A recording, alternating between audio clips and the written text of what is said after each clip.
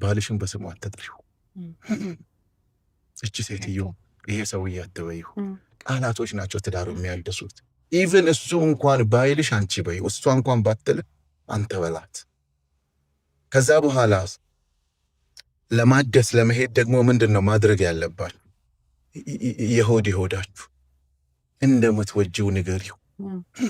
ትዳር ውስጥ ስለገባሽ መውደድ ከዛ በፊት ስትነግሪው የነበር ንገሪዋ፣ እንደምታከብሪው፣ እንደምትኮሪበት፣ እሱ ደግሞ እንደምታስደስችው፣ እንደሚወድሽ፣ እንቁ ሚስት እንደሆንሽ ቃላት ትዳርን ያድሳል።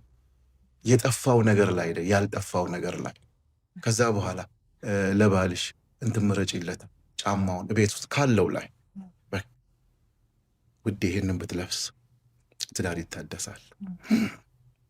ለምሳሌ አጋጣሚ ሆኖ አንቺ ቤት ካለሽ ደውለሽ ራት ምን ልስራልሽ ብለሽው ማታውቂው ሴት ይደነግጣል። የሰው ልጅ እኮ የቃላት ውጤት እኮ ነው። ጦርነት እከሌ ክፉ ነው ጥሩ ነው የሚለው ከምላሱ ከአፉ የሚወጣው ማለት ነው። አንድ ሰው ደግ ነው ጥሩ ነው፣ አንዳንድ ሰው እኮ ትልቅ ነው ተምሯል ብለሽ 10 ደቂቃ አብረሽው መቆየት የማትችይ ሰዎች አሉ፣ ከአፋቸው የሚመጡ ነገሮች ማለት ነው። ስለዚህ እያንዳንዱ ነገር ለባለቤት የምትላት አመስግናታ። ትዳርን የሚያስደስት ደግሞ የሚያድስ ነገር ምስጋና ነው። አመስግናት።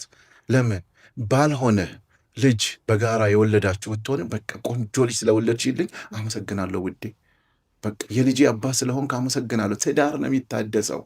ትዳር በትልልቅ ገንዘብ ይሄ ኦርኬስትራ ተፈጥሮ 20ኛው ዓመት 50ኛ ኖ እሱ አይደለም። ጥቃቅን ነገሮች ትዳርን ያድሳሉ።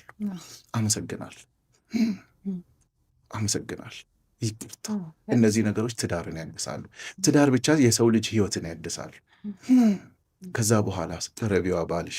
ይሄ ባልነት ሲመሽ ብቻ በጨለማ ብቻ ወደ አልጋ መሄድ አይደለም። ሚስትነትም እሱ ብቻ አይደለም። ስትመጣ ያዛ እርጋታ፣ ደህና ነሽ፣ የሆነ ነገር እየሰራች ከሆነ ጠረግላታ፣ ያዛ አርጊው፣ ውዴ ምን ላይ ተቀምጠን ነው እንዴ ምናምን ብለሽ የሆነ ነገር አዋራ ብታነሽነት ትዳርን የሚያድሱ ትንንሽ ነገሮች ናቸው። እሱን ለማድረግ ግን ኢጎ ማዋጥ ያስፈልጋል። እኔ ምን ስለሆንኩ የሚባል ነገር የለም ትዳር ውስጥ። ትዳሩ የሚታደሰው በመተናነስ ውስጥ ነው። ለምሳሌ ስትለብስ ምናምን ሚስት እየለበሰች ከሆነ የሆነ ቦታ አብራችሁ ልትሄዱ ከሆነ ልብስ እየለበሰች ከሆነ ከኋላ አለ አይደለም ዚፕ ዝጋላታ፣ ጌጧን ቆይ እስቲ እኔ ጌጡን እኔ ላርግልሽ። ትዳርን ነው የሚያድሱት። ለእኔ የሚያምረውን ነው የምትለብሺው። ዛሬ ይሄ ነው የሚያምርብኝ። ይሄን ማለት ትዳር ውስጥ ትዳሩን ወደፊት ነው የሚያራምድ። በጣም ትክክል።